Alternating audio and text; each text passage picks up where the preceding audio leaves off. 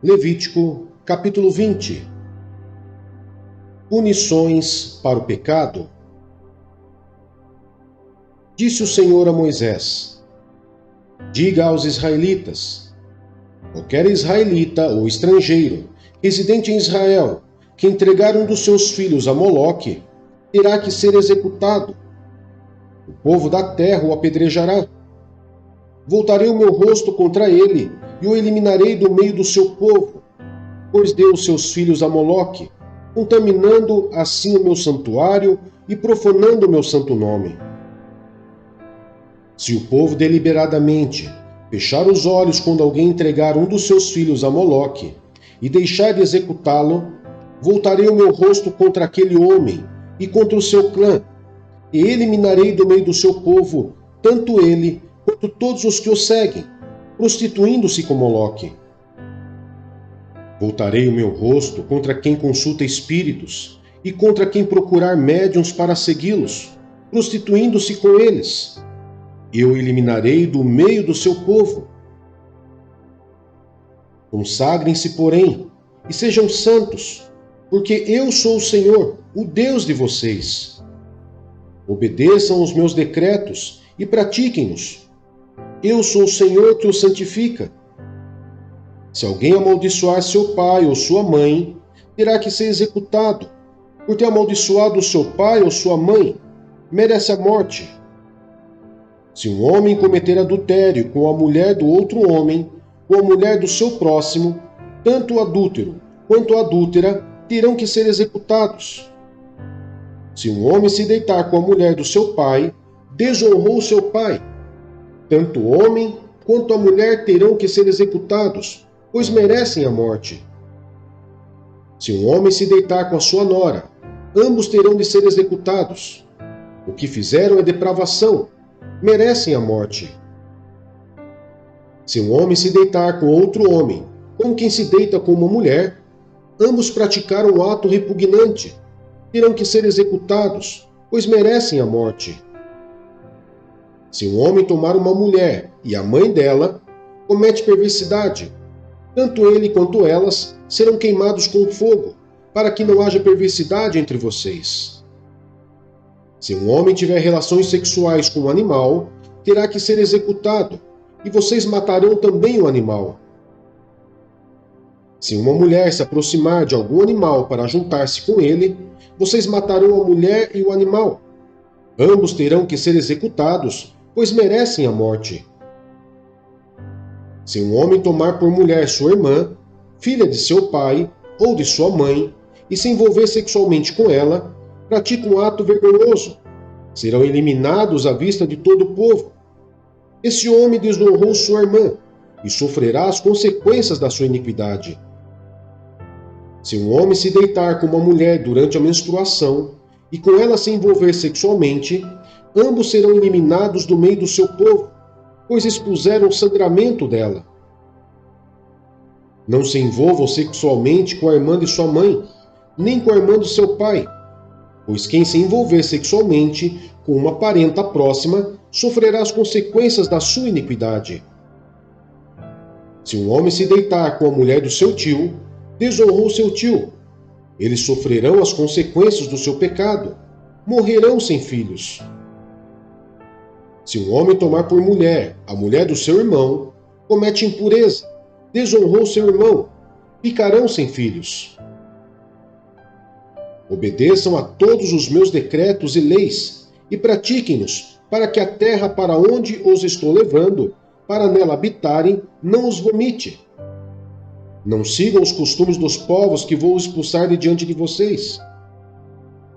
Por terem feito todas essas coisas, causam-me repugnância.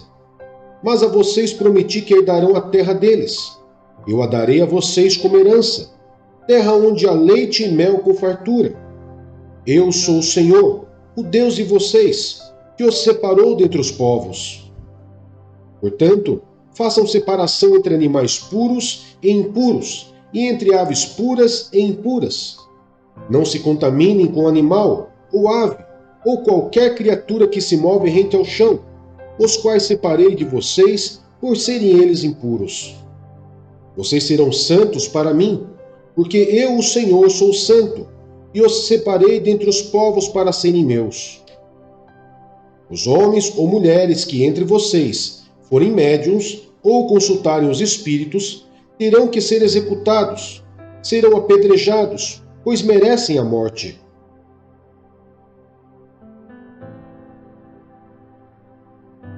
Salmos 25. A ti, Senhor, elevo a minha alma. Em ti confio, ó meu Deus. Não deixes que eu seja humilhado, nem que os meus inimigos triunfem sobre mim. Nenhum dos que esperam em ti ficará decepcionado. Decepcionados ficarão aqueles que sem motivo agem traiçoeiramente. Mostra-me, Senhor, os teus caminhos. Ensina-me as tuas veredas.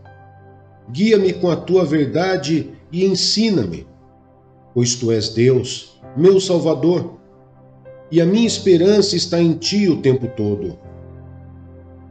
Lembra-te, Senhor, da tua compaixão e da tua misericórdia que tens mostrado desde a antiguidade. Não te lembres dos pecados e transgressões da minha juventude. Conforme a tua misericórdia, lembra-te de mim, pois tu, Senhor, és bom. Bom e justo é o Senhor. Por isso mostra o caminho aos pecadores, conduz os humildes na justiça e lhes ensina o seu caminho. Todos os caminhos do Senhor são amor e fidelidade para com os que cumprem os preceitos da sua aliança. Por amor do teu nome, Senhor, perdoa o meu pecado que é tão grande. Quem é o homem que teme o Senhor?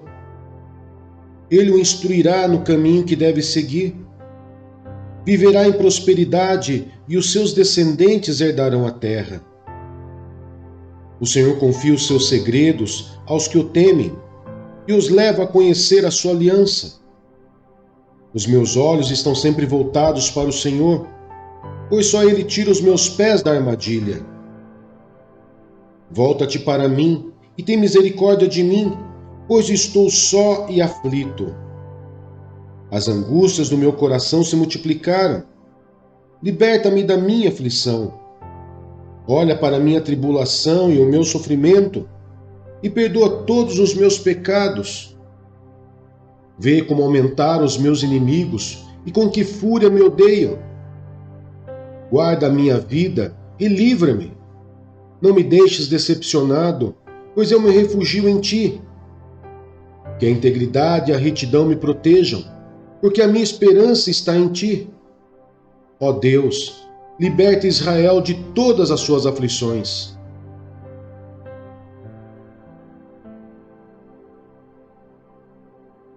Eclesiastes, capítulo 3. Há tempo para tudo. Para tudo há uma ocasião certa. Há um tempo certo para cada propósito debaixo do céu. Tempo de nascer e tempo de morrer. Tempo de plantar e tempo de arrancar o que se plantou. Tempo de matar e tempo de curar. Tempo de derrubar e tempo de construir. Tempo de chorar e tempo de rir. Tempo de prantear e tempo de dançar. Tempo de espalhar pedras e tempo de ajuntá-las. Tempo de abraçar e tempo de se conter. Tempo de procurar e tempo de desistir. Tempo de guardar e tempo de jogar fora. Tempo de rasgar e tempo de costurar. Tempo de calar e tempo de falar. Tempo de amar e tempo de odiar. Tempo de lutar e tempo de viver em paz.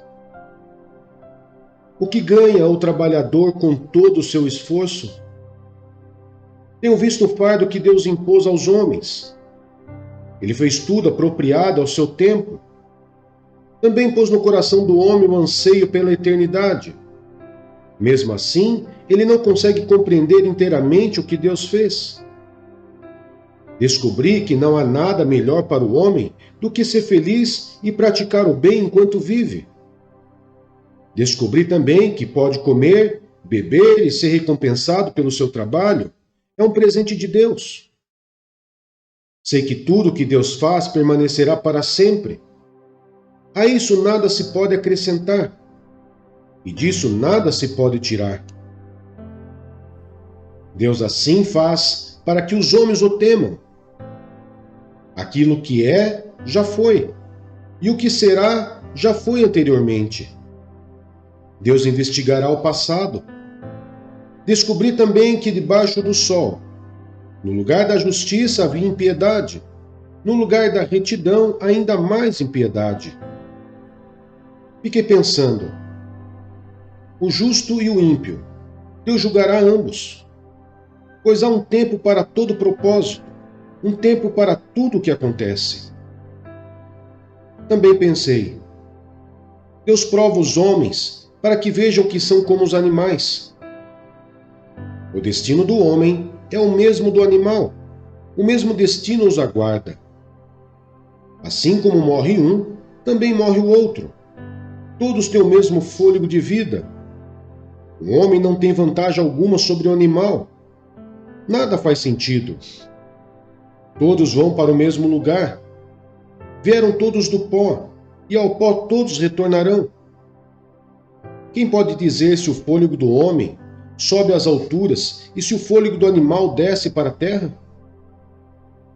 Por isso concluí que não há nada melhor para o homem do que desfrutar do seu trabalho, porque esta é a sua recompensa. Pois quem poderá fazê-lo ver o que acontecerá depois de morto?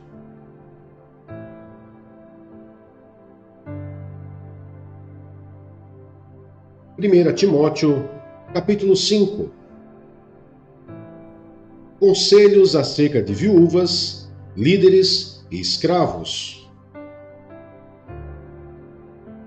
Não repreenda asperamente o homem idoso, mas exorte-o como se ele fosse seu pai. Trate os jovens como a irmãos, as mulheres idosas como a mães, e as moças como a irmãs, com toda a pureza. Trate adequadamente as viúvas que são realmente necessitadas. Mas se uma viúva tem filhos ou netos, que esses aprendam primeiramente a colocar sua religião em prática, cuidando de sua própria família e retribuindo o bem recebido de seus pais e avós, pois isso agrada a Deus. A viúva realmente necessitada e desamparada põe sua esperança em Deus e persiste dia e noite em oração e em súplica. Mas a que vive para os prazeres, ainda que esteja viva, está morta. Dê-lhes estas ordens, para que sejam irrepreensíveis. Se alguém não cuida de seus parentes, e especialmente dos de sua própria família, negou a fé, e é pior que um descrente. Nenhuma mulher deve ser inscrita na lista de viúvas, a não ser que tenha mais de 60 anos de idade, tenha sido fiel ao seu marido, e seja bem conhecida por suas boas obras, tais como criar filhos, ser hospitaleira, lavar os pés dos santos, socorrer os atribulados e dedicar-se a todo tipo de boa obra. Não inclua nesta lista as viúvas mais jovens, pois quando os seus desejos sensuais superam a sua dedicação a Cristo, querem se casar. Assim elas trazem condenação sobre si, por haverem rompido seu primeiro compromisso. Além disso, aprendem a ficar ociosas, andando de casa em casa, e não se tornam apenas ociosas, mas também fofoqueiras e indiscretas, falando coisas que não devem. Portanto, aconselho que as viúvas mais jovens se casem, tenham filhos, administrem suas casas e não deem ao inimigo nenhum motivo para maledicência. Algumas, na verdade, já se desviaram para seguir a Satanás. Se alguma mulher crente tem viúvas em sua família, deve ajudá-las. Não seja a igreja sobrecarregada com elas, a fim de que as viúvas realmente necessitadas sejam auxiliadas. Os presbíteros que lideram bem a igreja são dignos de dupla honra, especialmente aquele cujo trabalho é a pregação e o ensino. Pois a Escritura diz: não amordace o boi enquanto está debulhando o cereal, e o trabalhador merece o seu salário. Não aceite acusação contra um presbítero, se não for apoiada por 2 ou 3 testemunhas. Os que pecarem deverão ser repreendidos em público, para que os demais também temam. Eu o exorto solenemente diante de Deus, de Cristo Jesus e dos anjos eleitos, a que procure observar essas instruções sem parcialidade e não faça nada por favoritismo. Não se precipite em pôr as mãos sobre ninguém e não participe dos pecados dos outros. Conserve-se puro. Não continue a beber somente água. Tome também um pouco de vinho, por causa do seu estômago e das suas frequentes enfermidades. Os pecados de alguns são evidentes, mesmo antes de serem submetidos a julgamento, ao passo que os pecados de outros se manifestam posteriormente. Da mesma forma, as boas obras são evidentes, e as que não são, não podem permanecer ocultas.